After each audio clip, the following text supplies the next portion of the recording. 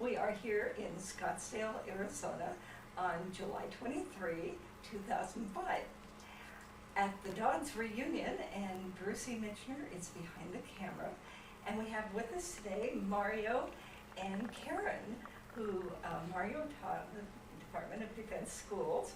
And describe to us your last name. Tell us the last name and spell it, please. Okay, last name is Pfisterer, P-F-I-S-T-E-R-E-R, which is of Swiss origin. My father was born in the German part of Switzerland, in Basel, and came over to the United States when he was a young man. So it's a Swiss-German name. Wonderful. Now, Mario, tell us a little bit about your background and so on, and Karen, chime in anytime that you'd like. What did you do prior to going into DOD, where you were born and educated and so on? I was born in Los Angeles, California. My father was working with a famous architect there, Richard Neutra, and he was in the Foreign Service. So as a youngster, we traveled all over the world. He worked for the State Department. And so as a child, I lived in Brazil, Rio, during the last part of the war, and went to school there in the first grade in Brazil. And then went back to Switzerland. My father wanted to go to see if he wanted to stay there. And I went to school there in the fourth grade and was introduced to German and Swiss dialect at the same time. It was a difficult year. Came back to the States and then lived in Maryland, and while my father worked at the State Department in D.C., and went to school there through the 10th grade, and then graduated from high school in San Jose, Costa Rica, where I was at 11th and 12th grade. And since my father was a resident of Maryland, I went to University of Maryland in College Park. And while there, I was teaching in Prince George's County. And my wife, Karen, was also, father worked in the Foreign Service, so we decided we had to travel because he traveled as a child also.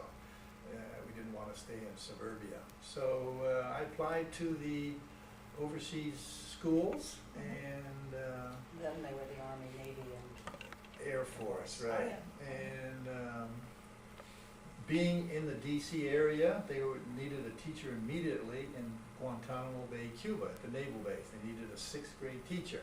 And my paperwork was in, I could be processed in 2 days, and we were sent to Guantanamo in 1962, where we were...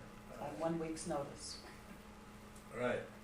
So that's briefly, and now we were there during the evacuation, which was a big time, a very important time in our history. And what year was that? 1962. 3 months after we arrived. Oh my. Yeah. And I guess I should clarify the Bay of Pigs versus the missile crisis. A lot of people confuse the two. 1961 was the Bay of Pigs when Kennedy sent a small army or Air Force military there to defeat Castro, and we were very quickly annihilated there. I mean, it didn't work, the Bay of Pigs in 61. Then 1962 was the evacuation during the missile crisis. And I was teaching 6th grade at the time. And while we were there, all of a sudden we got the word that we were going on some ships out to sea, and we thought it was a mock exercise. And we got down there. I was at school and Karen was at home, and they had a bus. The base is about a 45 square mile base, and they had buses going through the housing area, picking up families. And we got down there. I got on a ship. My wife, who had a child, who had one boy, got on a ship.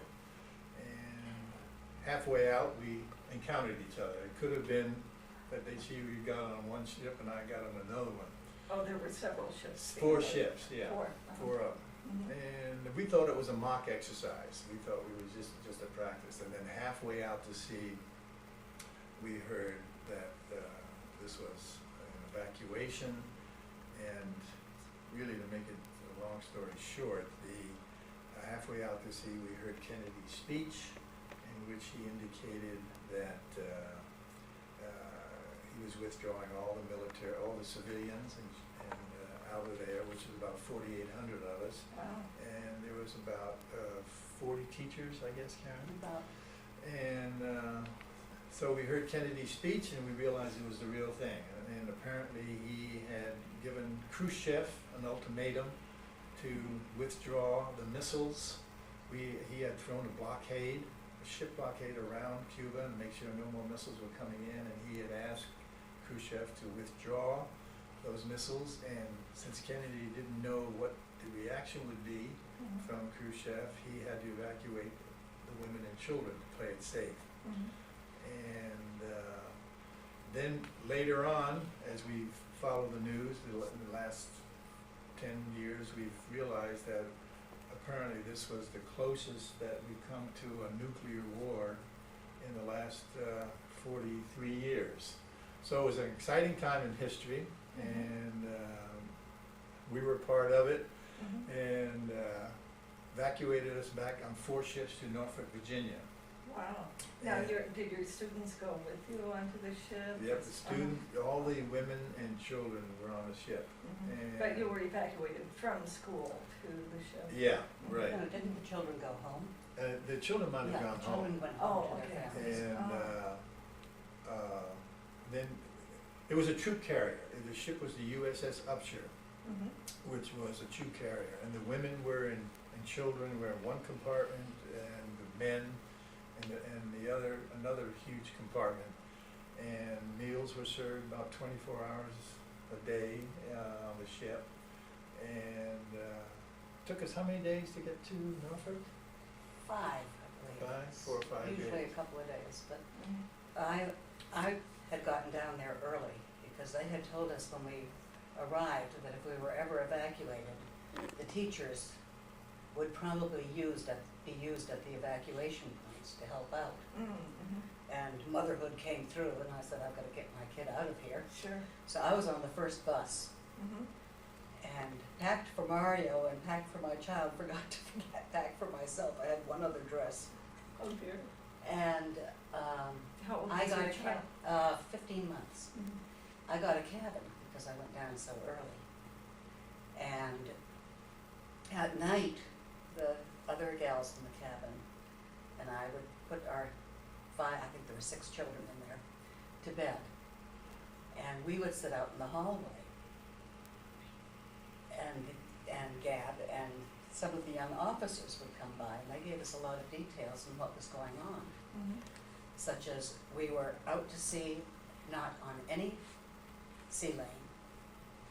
The first day we had fighter escorts and destroyer escorts, and then the planes stopped following us. We were in radio silence. Nobody knew where we were. We were not receiving messages or sending messages. And we had a 90-day supply of food and medicine on the ship. Wow. So we were probably safer than most of the people on the East Coast. And as we left Cuba, didn't we could see the Oh, the Marines were landing, The just Marines like were World War landing. II Oh. pictures. in their amphibious land crafts or whatever, they were coming in. And then later talking to people, we found out the whole Florida coast, all the military bases were all on alert during that time. And so here we are, these 4 ships, like an oasis floating up to Norfolk, Virginia, while nobody knows what Khrushchev is going to do. And so, and we got to Norfolk, Virginia, and Brass bands, brass- admirals. yeah, great publicity, and got there, and Sears, was it Sears? No, before that, the day before, they sent out a tug with winter coats and snowsuits because it was snowing in Norfolk. Oh my. And they sent them over on a rope, and everybody went down and got their whatever they could. So we did not arrive in sundresses. We had some wrappings around us. Now, what was the date? This was October the 22nd, 22nd, 1962. And it was snowing in Norfolk? in Norfolk, Oh, ice my cold. gosh. And so we went to the armory, Mhm. and Sears had all their winter stock. Well, the Sears trucks were sitting outside, they couldn't unload, because the people of Norfolk had emptied their closets. And half of an armory was full of clothes, Wow. and the other half was doing paperwork on what you would do, how you got your paycheck, Mhm. so. Mhm. And then Red Cross was there, and of course they allowed us to, at their expense, call anywhere in the United States that we wanted to tell people where we were, what we were doing, how we were doing. So we made our telephone calls. Then they said they would give us airline tickets to anywhere in the United States that we wanted to go. So Remember that one couple that came from Chicago? one So- couple just came from Chicago, didn't want to go back to Chicago, so he said, write us out ticket for California. So that's where they went, to California. We went back to Washington DC, since that's where our parents were from. That's where I went to school, and my father was ill, and so we asked to go back to DC. The one stipulation was for all of us, all the teachers, was that wherever you went, you had to check into the nearest military installation. Mhm. And they would give you some kind of a job as to, to keep you employed. Mhm. And of course, there were a lot of rumors, as you can imagine, floating around the ship about what was gonna happen. Was the government gonna drop you, Mhm. let you go?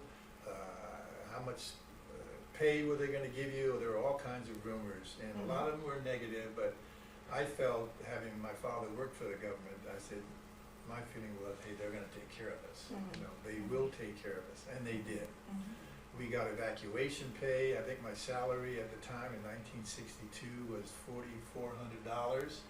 Wow. Of course, we got we got base housing. Mhm.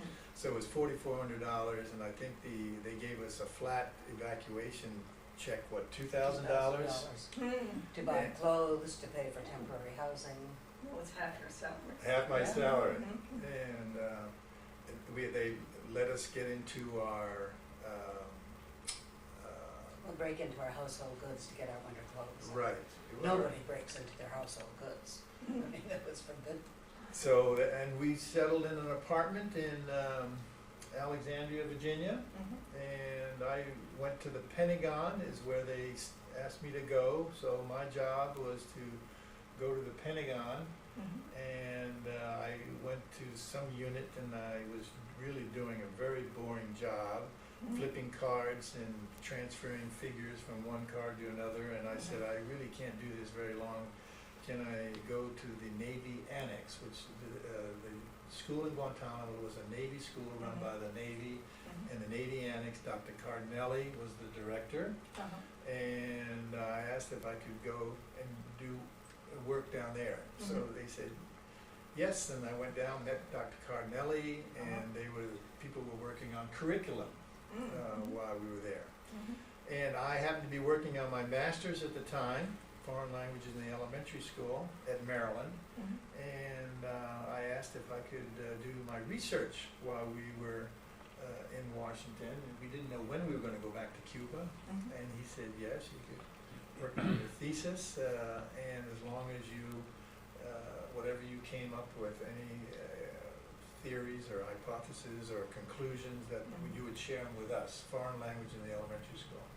So I said, sure. So every day, I was very fortunate. I was able to get on the bus and go down to the Health, Education, and Welfare Library and do my research. And just about the time I finished my research, we got a telegram about 8 weeks later saying we were going back to Guantanamo. Everything was Wow. okay. So all of us, all over the United States, wherever we were, got telegrams saying you're going back to Cuba. Now, what date was Teachers, this? oh, This was in December December 7th December 7, or so, 1962. around there. Yeah. Mhm. And the teachers got priorities on the planes, Mhm. because they wanted to open the schools, so when families got down there, there was some place for the children to go. Sure. Of course, they opened them all through Christmas, which. Oh, no. Yeah, I meant to add, while I was back in the States, my father did pass away massive heart attack, Oh. and at the Naval Bethesda Hospital. So, but we were there, and so we were. Fortuitous that you were Yes, there. yeah, it was. And went back to Cuba and taught through Christmas vacation. You know, there was no Christmas vacation for us. We had to teach during that time. You already had your vacation, thank you very much. Exactly. The Yeah. sea cruise. And so we got back and taught, and it was such an exciting year that we decided we were gonna. This was a great program, and we were gonna stay in it. I mean, it was really exciting. And Now, just a second, tell me, when everything was in place when you went back, and what was your housing oh yes, situation and that? that's a good question. I'm glad you asked that. The government brought in contractors to go from house to house and pack everything up. But before that, the elementary school principal, Tim Kelly, was Navy Reserve, so he stayed down there. And he went through all our houses and packed up stuff that he thought we might need. And I could just see this bachelor going through the ladies' underwear. So we got a package from there beforehand. But the important thing is, some people had their cars shipped back, some people had their household goods shipped back. Some others, they didn't get around to it, because we were gone 8 weeks, but there were, hundreds of houses. So when we got back in December of '62, our goods were still in the house, but packed in crates to the ceiling. So, Oh, my. but they hadn't gone yet, the car hadn't gone yet, so we were fortunate that our stuff was still there. So all you had to do was unpack. Unpack, Yeah. yeah. And then we taught through Christmas vacation, and I don't think there was anything really ironic or strange the rest of the year while we were there. But the second year we were there, Castro cut the water. Maybe I should just go back briefly and say, Castro came into power in January of 1959, is when he marched into Havana and took over. People in 59 and 60 and 61, I think, could still go off the base and go into Cuba. It was a fascinating place. People talk about how wonderful Cuba was then.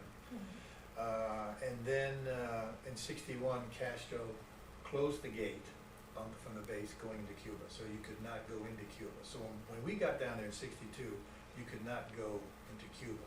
But they had a lot of workers, Cuban workers, that came onto the base through the gates and were working there.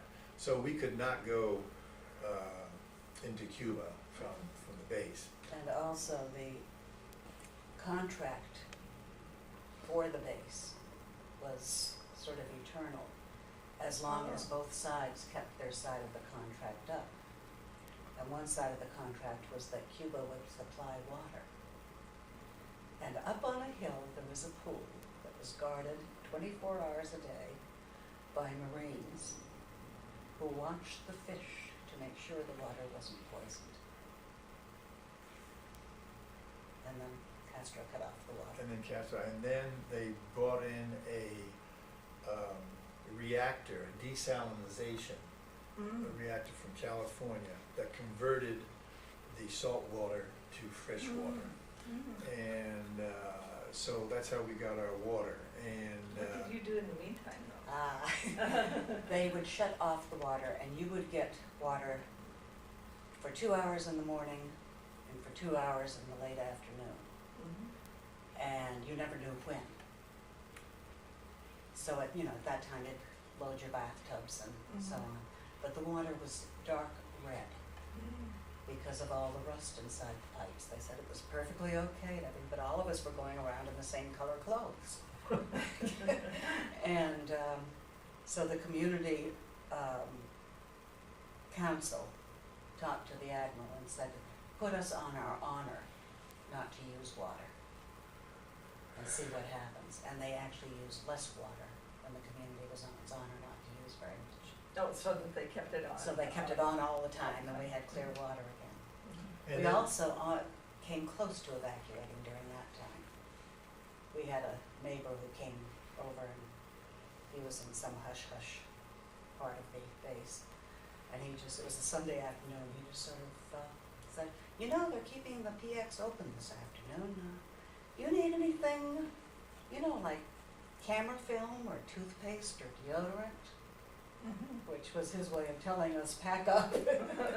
But it didn't happen. Mhm. Now, how long did this water shortage? Until they got It was the about 8 months. desalination plant. They going. were bringing water in by barge from Florida and Jamaica, Oh, my. and that was our water supply. Hmm. For about a year. Close to a year, yes. Wow. And this was the second year we were in Cuba. So the first year we were evacuated. The second year we were rationed water Mhm. during the year. Mhm. And the water, there were some funny stories on that, because the desalinization plant had no cooling, no way to cool the water. Mhm. So the closer you lived, the hotter your cold water was. And during this time, we moved closer to the plant. And I'm calling up engineers saying, my water faucets are mixed up. You know, the hot water's coming out of the cold. He says, no, that's your cold water. So we would develop a thing, when you took a shower, the water would be cold for about 40 seconds. Mhm. So you'd go under the hot for 40 seconds, then you'd soap off, and then you'd put on the cold for 40 seconds and rinse it off. Right. And they said that people who lived very near the plant were getting blisters on their derrieres from sitting on the toilets because we were steaming. Wow. So anyway,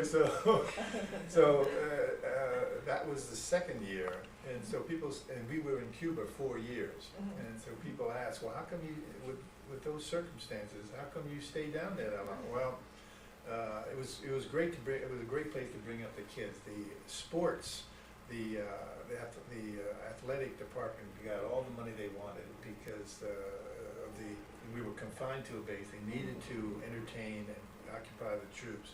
So the sports facilities were unbelievable. There were 9 beaches around the post. There were 7 not swimming pools. Wow. Multitude outdoor theaters where you watch movies Free. outdoors. And so it was a great place to bring up kids. And then also,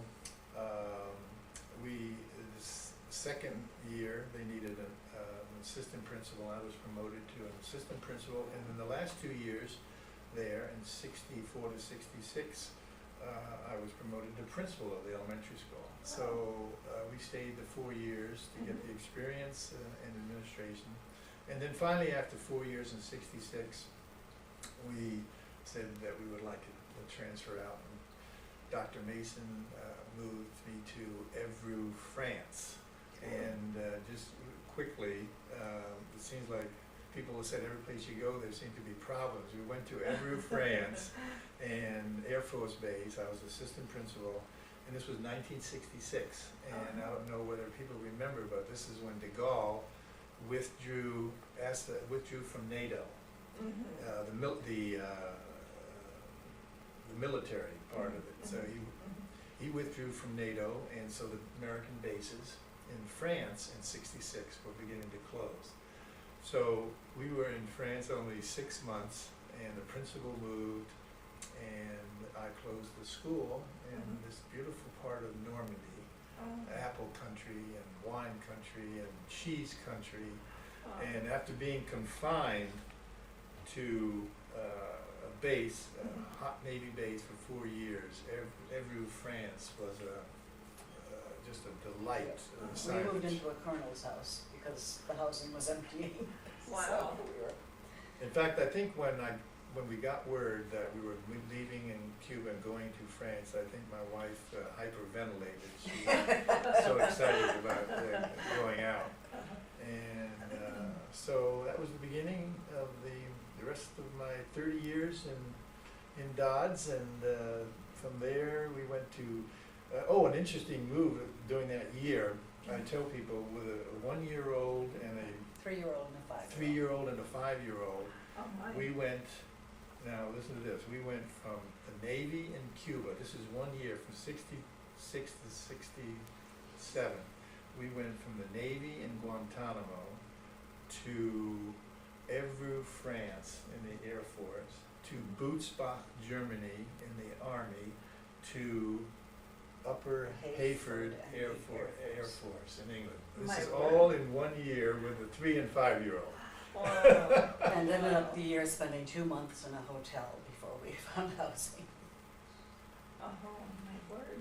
So you went just briefly to Germany and then, In France, and then we were 2 years in England at Upper Hayford as assistant principal, and then I got my own school in Sigonella, Sicily, which is a naval air facility in '69, a small K through 7 school. you were the main principal. Right, The main and ones. it was a beautiful, Sicily was fascinating, we loved Sicily. We lived in primitive circumstances. We had the choice of living downtown in an apartment with the now 6- and 8-year-old boys, Mhm. which did not appeal to me. Mhm. And there was a farmhouse next to the base that was for rent.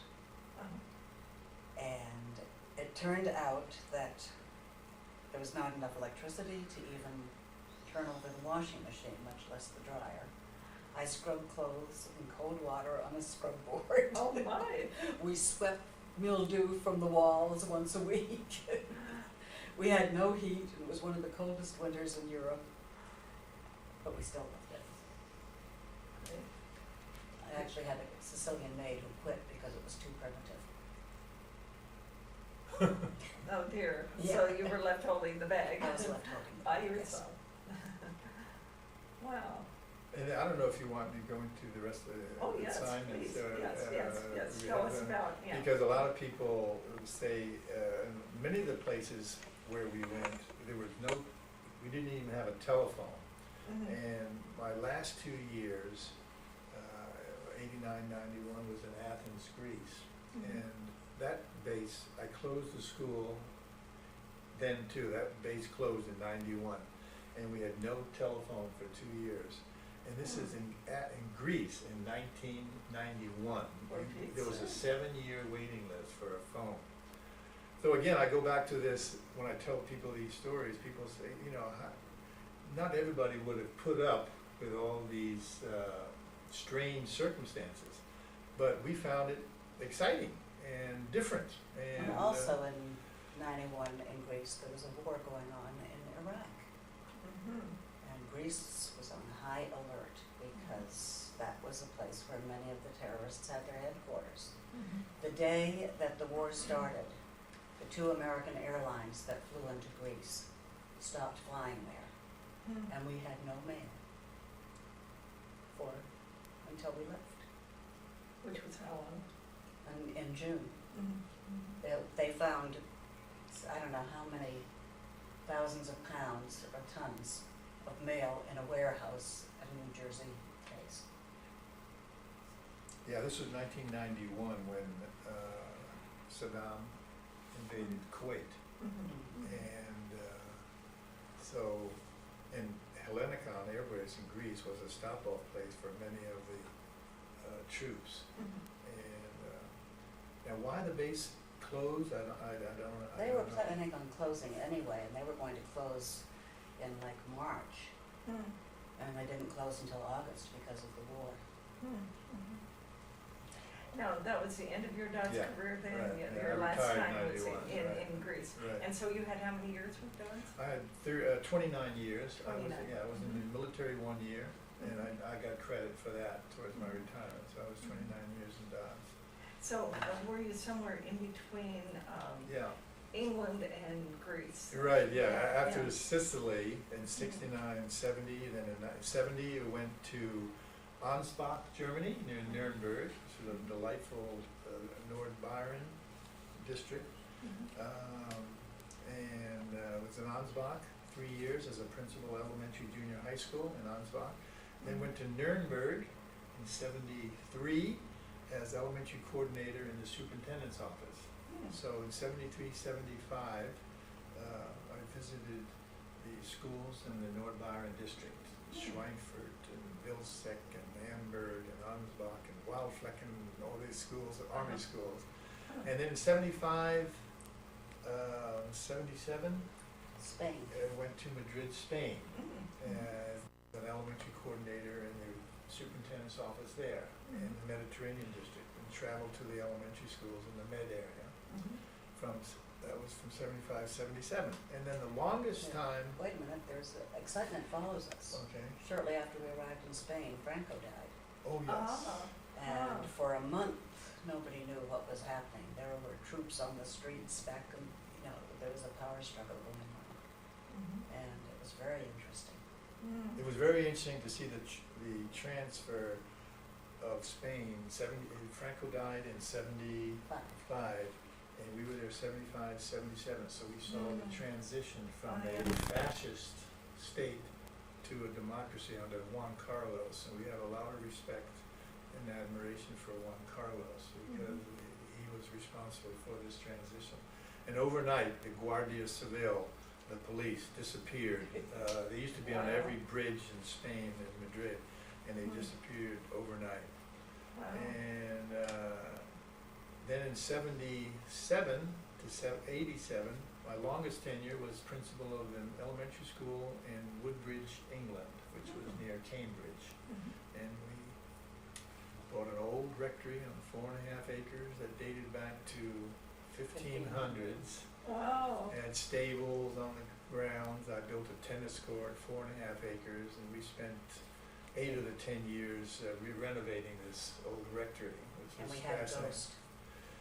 Had a ghost and Our own little ghost. 10 fireplaces, wine cellar, Wow. and fixed it up. And then that was for 10 years, and then the 87 to 89, I went back to Madrid as the principal of Torrejon Elementary School. Mm. And for 2 years, and then 89, 91 was in Athens, Greece, and closed the school, and then retired, and lived up in North Conway, New Hampshire for a couple of years, and then moved to Florida, where we were for 12 years on the beach, Oh, yeah, wow. and New Smyrna, and then now we're just moved 6 weeks ago to Boise, Idaho, where we have our 2 sons and 2 grandchildren. Wow. But we'll be returning to Florida for 4 months every year, January, February, March, April. Sounds like a So, smart plan. Yeah, exactly. Now, your sons then graduated from DOD schools. Oh, yes. as well. Yeah, in England, right, In yeah, England. yeah, Mhm. at Upper Haven High School. Got a great education. Uh-huh. And what sort of work are they in now? The oldest one is working in the co-op in Boise, which started out as a health food store and expanded to the best delicatessen in town, and the best wine shop. And the younger one is a computer programmer working for a small company now. Mhm. Oh, wonderful. Well, what tales you've had to tell. It sounds like you had a real challenge, Karen, with keeping up with People these think quaint places to live and all. Definitely. People think that, oh, you lived in Europe, how wonderful. They don't realize you still have the same day-to-day problems, Mhm. and you have to solve them in a foreign language. Uh-huh. And everybody that goes overseas has a lot of adjustments to make. Mhm. And another thing is we didn't worry about our children moving around, because I went to 13 elementary schools. Mhm. So, they lose things like long-term friendships, but they gain so much in widening of the mind. Wow. Yes. The book, there was a book, you mentioned Military Brats. There's a book for people that are interested. I forgot the title of it, but it talks about how the students, so military, how the adjustments that they have to make as they move from base to base. Mhm. And It's called Military Brats, Life Within the Fortress. that's it, yeah.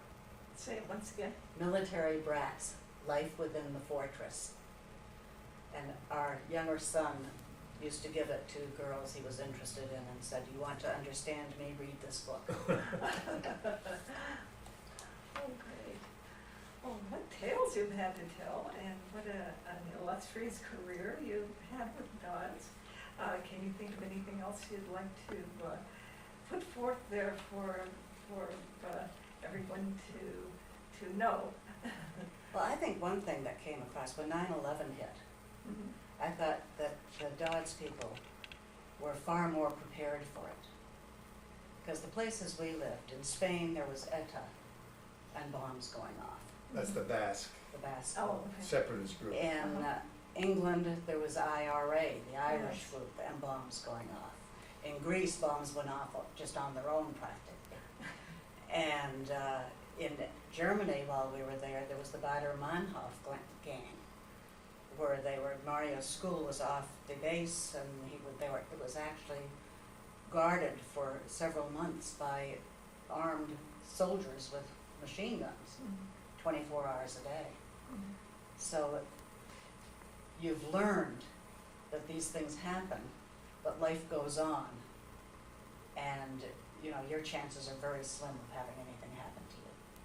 Except there, you asked me if I recollect anything. In Greece, during the Gulf War, I was playing racquetball with a black sergeant, and one day I came to school and heard that he had been killed.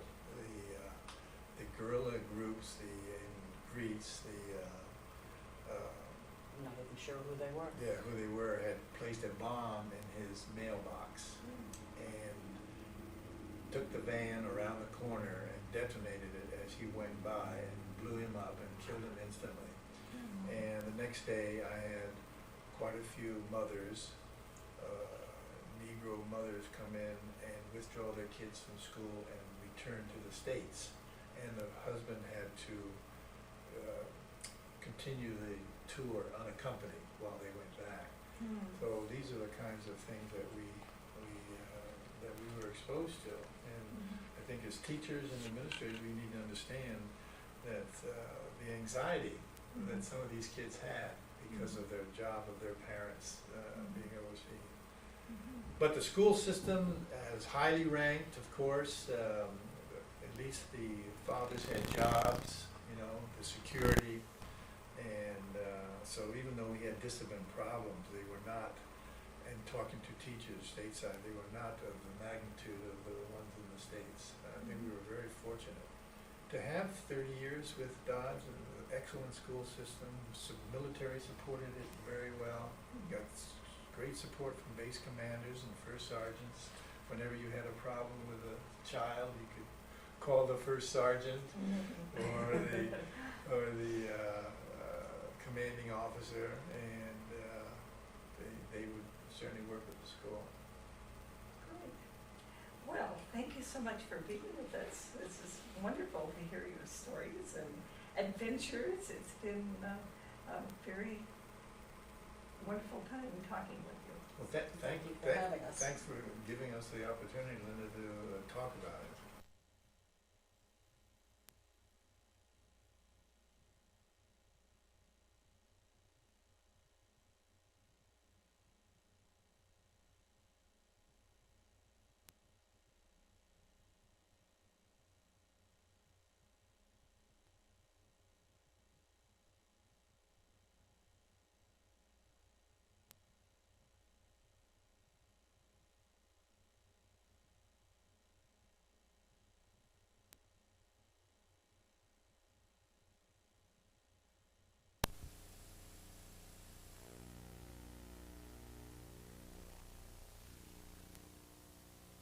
Built, and